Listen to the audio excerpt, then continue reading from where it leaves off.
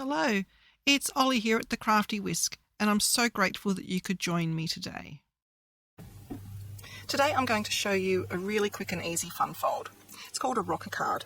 You don't need any specialty equipment to be able to create one of these, and I don't know if the camera's going to show, but it rocks. So they're very, very effective, very, very pretty, and it just opens like that, so you've still got heaps of room to write your message in the card. So it starts off as a circle, or you can also do ovals. I'm going to do circle ones today, and it just has a little element there which is your main focal point. So to start off with, we need to create a circle. Now this one, I actually like them when they're a 6-inch circle, so it fits in a nice 6-inch square card, because the element here, as long as you don't go past the 6 inches from there to there, it'll still fit in that square card. Now, I don't know about you, but I don't have any dies, circle dies, that are 6 inches in diameter. So we have to be a bit creative with how we make the base. Now, if you don't have any of the equipment that I have today, you can also use anything that's around your home. So say a bowl or a plate, just simply pop it down onto the piece of paper, trace around, and then cut it with scissors. And if you don't think that you can cut nice and straight, use a decorative pair of scissors. They used to be around everywhere. I'll just see if I've got one handy. Fiskars used to bring them out. They probably still are in your craft shops, and they just cut, as you can see with the blade there, it cuts a decorative edge. So if you think you have gone a bit wobbly with the cut, you can just use a decorative pair of scissors and no one will even know. Okay, so to start off with, we need some cardstock. I'm going to use coloured cardstock for my base. Here I just used plain white, and I have two favourite cutting tools for doing this. This one only goes up to 6 inches. I'll just see if I can zoom out, this one's quite big. There we go. It's called I can't pronounce it, a Vaessen Creative Circle Cutter. And this is what it looks like. It is super, super easy to use. You have your measurements here. Unfortunately, they are only in centimetres, so if you work in inches, you'll just need to convert them. But 6 inches is basically as far down as this little guide goes. You just unscrew it and then tighten it on the white part, and this little part gives you the depth of your blade. You can see the blade poking out there. That's way too deep for me, so I'm just going to adjust. It's easier said than done. It's so easy when I'm not to camera. It's just that top one there, and you just wind it until you've got the depth you want. I think that's pretty good there. I only want it coming out, I don't know if you can see that, just a smidge. Just enough for the thickness of the cardstock. So that's one of the tools. I'll be using this one today. The other favourite one I have is from Creative Memories. It's called their Circle Cutter. And with this one, you have a little sticky grip here and a little point there. So you basically adjust this to how many inches or centimetres that you want, just by turning this dial. And then to actually use it, I'm not going to use it on that, you push down, and then this is where the blade housing is here. The blade isn't active at the moment at all. It's only active when you push this little white button in. I'll see if I can. So you push it in and then push down, and there's the blade. Okay, so I'm not going to be demonstrating this one today. I will have a video up soon of demonstrating different kinds of circle cutters. There are other ones out there on the market. I have a couple of them, so I'll be going through showing all the differences with them. So I'll put that aside. This is the one we're going to be using. This one is my favourite, even though it's only in centimetres, because you can see exactly the limitations of where it's going to be on your paper. You don't have to guess. So because I'm using 6 inches, I know it's going to be cutting all around the edge there. So if I was to put it off like that, it's not going to cut that bit there. So it's handy if you only want to do a semicircle, like so, because you just cut that bit there. That's where this sort of comes into effect. But I'm going to be cutting a 6-inch circle. That's down as far as it can go. And I'm just going to maximise my paper as much as I can. Okay, so about there. And then to use this, you have to hold this down and hold this down, because by pushing it, you're pushing the blade in, and you just rotate. I can never get it in one go, so I just move my hand There we go. A perfect circle. So easy with that. And then for safe storage, you just wind that so that the blade comes back out of its housing. I'm not going to do that yet because we need to cut another circle. I'm just going to cut the bits off of this so that I can store the scraps. Always store your scraps. You never know when they're going to come in handy. Alright, so the next colour I'm going to do is this bit here. I'm going to do it out of green. So to do this, we don't want the same size circle, we want the size down.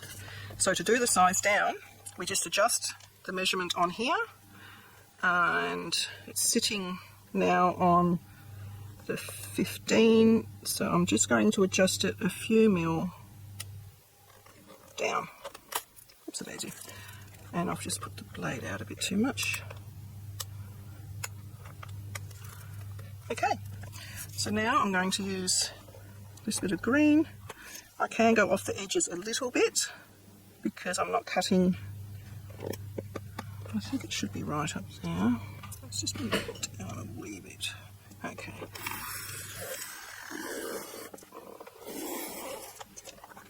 Alright. And this should be a nice border. See how easy that was? Again, I'm not going to waste my scraps. Cut that into a usable piece, and then these are good for sentiment strips. Alright, so I'll put the cutter away, that's all we need that for at the moment. Now we need to find the halfway point of these two. This one being our base card, we need, actually I do need that cutter, so I need to cut a bit of white for inside the card. Bear with me while I grab, there we go. I'm so used to doing them with white cardstock that I forget that I need to do a bit of white in the centre of the card to be able to write your sentiments on. So again, I'm using the matte layer measurement. And there we go.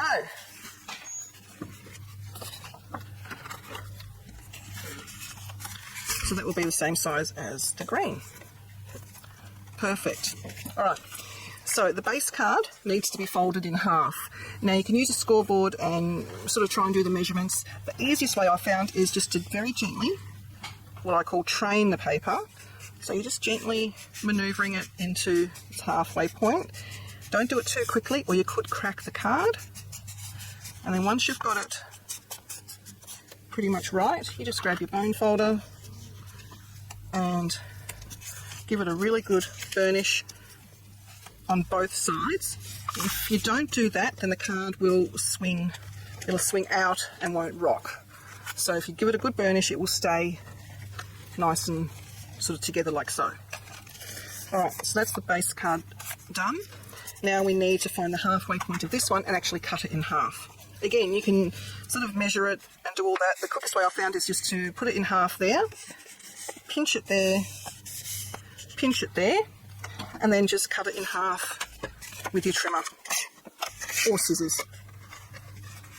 So I just line up where I've pinched it on the edge of my blade and then cut, and I have the perfect semicircle which will go there. Now I always put it up to the top edge. If you wanted a border there, just trim a little bit more off, but I actually want it to go all the way up. So the same thing for the card on the inside. Give it a pinch, give it a pinch, and trim it down. Save these for future rocker cards. Now I don't think I want it to go all the way up to the fold, so I'm just going to cut the little border off of that. So when we open the card, we will have a border all the way around. So my score line, my fold, is just there. So I have that little gap all the way around. Okay. Now, I'm going to do some inking in a minute, but first I actually want this piece to be textured. So I've chosen an embossing folder by Gina K. It's called Holiday Flora. So it is a Christmas theme. And I'm just going to pop it in there, and the good thing about this one is that it's non-directional. And I actually want,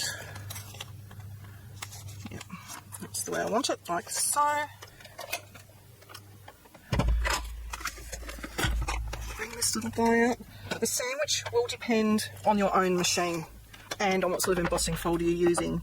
I find the best thing for me is to take the bottom plate out and then pop your embossing folder in with the folded edge going into the machine.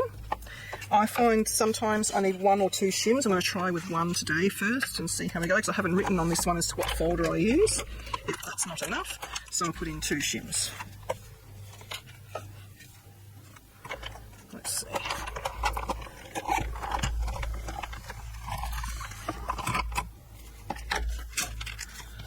Let's have a look.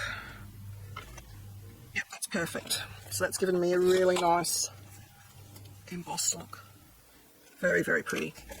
Alright, we don't need the machine anymore. What I am going to do, just to make this stand out a little bit more, I am going to use some white ink from Hero Arts. This is just a unicorn white, it's a pigment ink.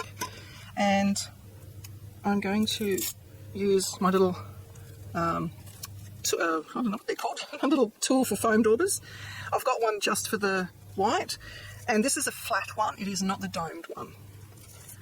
Just going to ink it up a little bit, and I'm just going to gently swipe it across. And because I'm using the flat one, it's only inking the top edge, the raised edges. It's not inking the bottom cardstock. So that's the effect you get. Okay, the next bit of inking I'm going to do is to go around the edges of all of these. Now I'm pretty sure I've shown you before how I store my foam daubers. I store them in these little boxes. They're just segmented into little sections, and I label this side and I also label on the inside in there. So when I need one, I just basically just push my tool in and pick it up. Very, very handy. And because the foam bits are so cheap, you can have one for every colour that you have, or every colour family. I'm going to start with the green. This is Pine by Simon Says Stamp.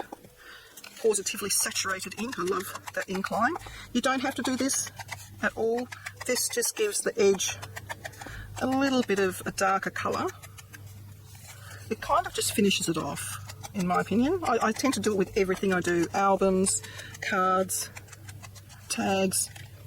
I'm going to go around the one on the inside of the card in green as well, because that's going to be sitting on top of the terracotta.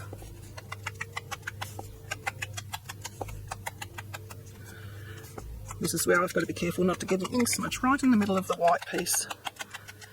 Okay, put that aside before I smudge it. And go to the terracotta. Again, by Simon Says Stamp. I do tend to normally use distress oxides or distress, but I didn't have any that sort of suited this card, which is why I went into my stash and just chose a different colour. I will go along that top edge as well. Okay, so that is done. So now it is just a matter of attaching everything. Alright, so I'm going to use glue. I think this one is, I'm using Art Glitter Glue today. I sort of switch between Art Glitter Glue and Barely Arts. They, in my opinion, here where I live in Victoria in Australia, both Barely Art and Art Glitter Glue perform the same for me. It may be different where you are around the world, but for me, I love both of them and I just interchange them. Just depends what I have in my gun at the time. Alright, so I'm just going to put a weight on that for a minute while I explain to you the next step. Just move that. Actually, I might keep that there because I'm gluing. The next bit is the decoration bit on the top, this bit here. You can use any shape that you want. The main key thing is wherever you're going to decorate, it has to be even on both sides, or the card could end up just sitting like that on the table instead of upright, and it needs to be able to rock, which is why I've got the sentiment down here and my embellishments up there. They balanced each other out. This bit does need to be central, or you need to balance it somehow. So I've used a decal edge there. I'm also using the decal edge on this card, and the decal, you can get these, most of the brands sell them. I got this one from Amazon from Globeland. brand, and it has a whole range. It doesn't matte as closely as probably some of the other brands. I actually don't mind that gap in the matting. It's fine for me. But as you'll see with some other cards I'm going to show you, I have used other matting dyes as well. I've used, this one's from Mama Elephant. I've used the scallop there. And from Craft, they've got a nesting square bracket. I've used that one. That's really pretty. And this one's from Studio Light. It's all different. I'll hold it up closer. They're all nesting, but they're all different. So you've got a scallop, a stitch, and a plain in there. Very, very pretty. So I've used all of those sorts of ones as well. Okay, that should be dry now. So I've already attached those bits together. So that is going to sit on there like so. But to decorate this bit, I'm using a packet of die cuts. This is from Jolly and Joy. It's an exclusive product to our Spotlight store here in Australia and New Zealand. It's got so many die cuts in there. I think it was only like $4 or $5. It wasn't expensive. And when Spotlight have their sales, you can get them even cheaper. And I just went through and split all them up into different categories, and I'll put them into little Ziploc baggies when I'm finished. So I've chosen a little spray of poinsettias, some bells, and that's my sentiment there. So I'll just bring back my green. Actually, that's going to be sitting on that, isn't it? So I might actually keep that as red. So I might just go around the edge of that one with my, oops, I can't pick it up, with the terracotta, just to get rid of that white edge. Okay. So that'll be sitting there. And I might actually put these up onto foam dots, I think.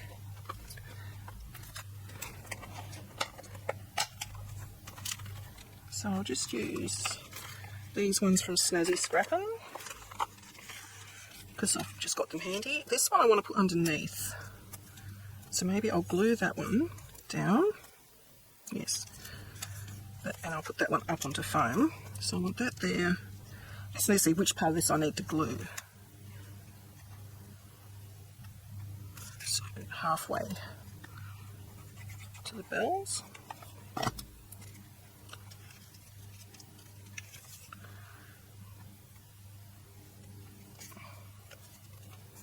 Okay, and the poinsettias.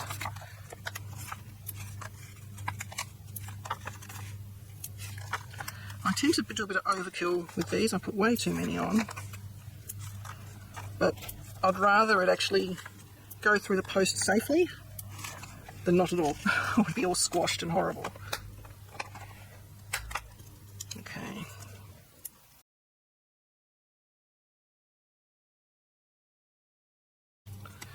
All right.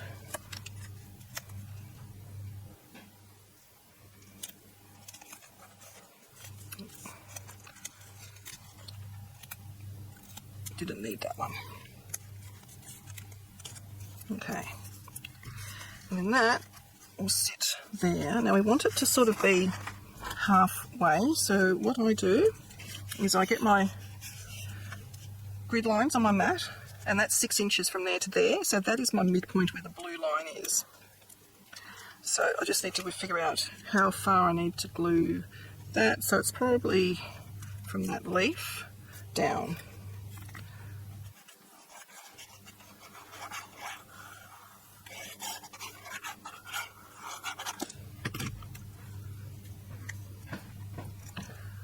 Okay.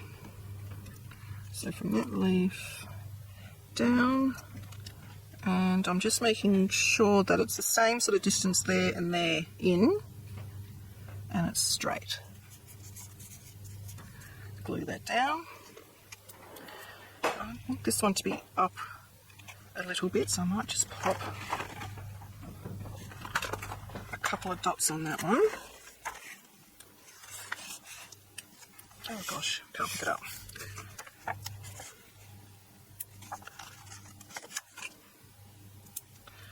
Two will do.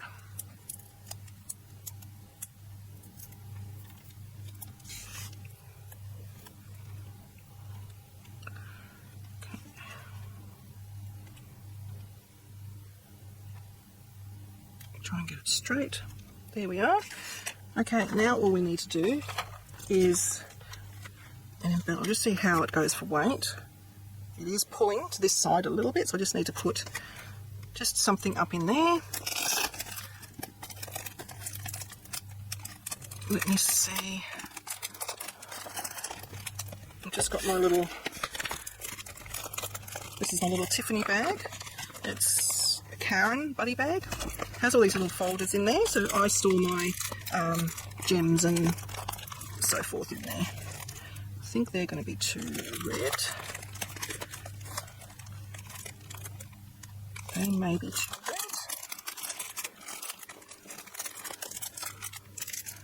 Oh, yeah.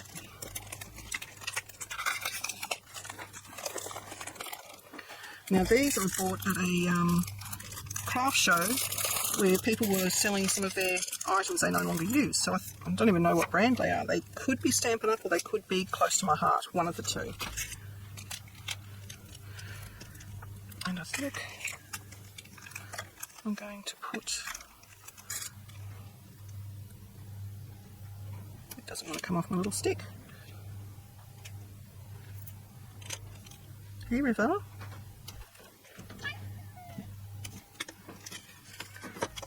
See how that goes for balance. That's actually perfect. So I might leave it at that, except I quite like these little ones.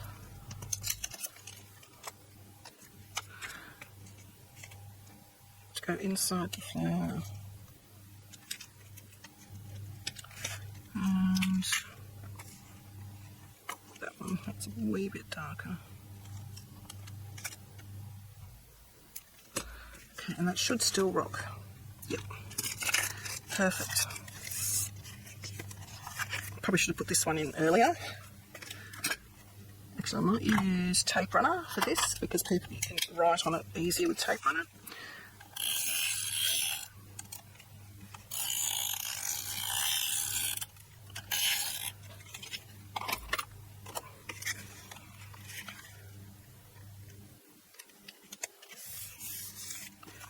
Okay. So there we go.